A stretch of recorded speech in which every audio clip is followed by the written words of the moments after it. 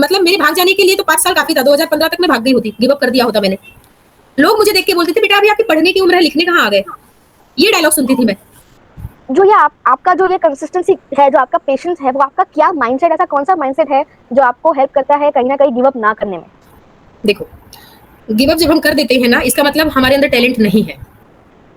पहली बात मैं ये कहना चाहूंगी, क्योंकि क्या होता है, अपने अंदर कॉन्फिडेंस लाना बहुत जरूरी है। जब तक आप ये नहीं सोचोगे कि ये काम मैं कर सकता हूँ, ये काम मेरे लिए ही बना है। क्या होता है, गिव अप वो लोग करते, मेरे सामने भी, मेरे साथ भी ऐसा कई बार हुआ था कि कोई काम नहीं है, कुछ नहीं है, कभी यहाँ पे सर्वाइव करने के लिए भी स्ट्रगल करना पड़ रहा है, बहुत सारी दिक्कतें आ रही हैं।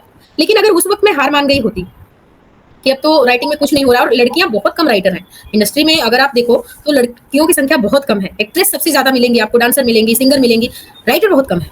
अब तो फिर भी आने लगी है। मेरे टाइम पे तो आज के 15 साल पहले, 15 साल हो गए मुझे, 15 साल पहले इक्का दुक्का नाम सुनने में आता था। अब तो फिर भी बहुत सारी आ गई है। तो क्या होता है कि जब हम काम कोई भी स्टार्ट करते हैं, तो पहले जो है ना, वो हमें जरूरी नहीं है कि एक ही बार में हम वो चीज पार कर ले जाए। जब मैं कहीं लिखने जाती थी, तब लोग वैसे बोलते थे ट्यून पे लिख लोगी क्या। और सबसे पहली बात बताऊं, जब मैं शुरू शुरू में आई ना, लोगों ने सबसे पहले, मतलब मेरे भाग जाने के लिए तो 5 साल काफी था। 2015 तक मैं भाग गई होती, गिव अप कर दिया होता मैंने। लोग मुझे देख के बोलते थे बेटा अभी आपकी पढ़ने की उम्र है, लिखने कहाँ आ गए। ये डायलॉग सुनती थी मैं। जब मैं बोलती थी किसी को, सर मैं राइटर हूँ, मैं लिरिसिस्ट हूँ, सर मुझे एक चांस दीजिए, जैसे लोग सारे स्ट्रगल करते, मैं भी क्योंकि जीरो से स्टार्ट किया है मैंने भी, तो सब बोलते थे कि अभी आपकी पढ़ने की उम्र है, लिखने कहाँ आ गए।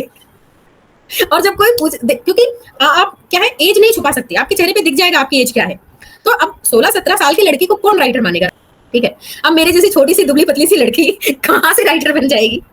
लेकिन उस वक्त भी मेरे अंदर एक हौसला था, ये था कि नहीं मैं लिखती हूँ। कई लोग पहले बहुत तरह से डिमोटिवेट करने वाले भी बहुत होते हैं लाइफ में।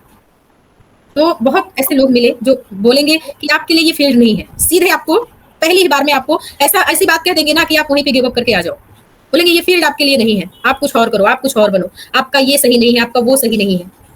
लेकिन अगर आपके अंदर इतना कॉन्फिडेंट है कि नहीं मैं सही हूँ, मैं अच्छा लिखता हूँ या लिखती हूँ, मुझे आगे बढ़ना है और यही मेरा एम है, मुझे इसी फील्ड पे आगे जाना है, तब तो आप आगे बढ़ जाओगे, तब आपको कोई नहीं रोक पाएगा।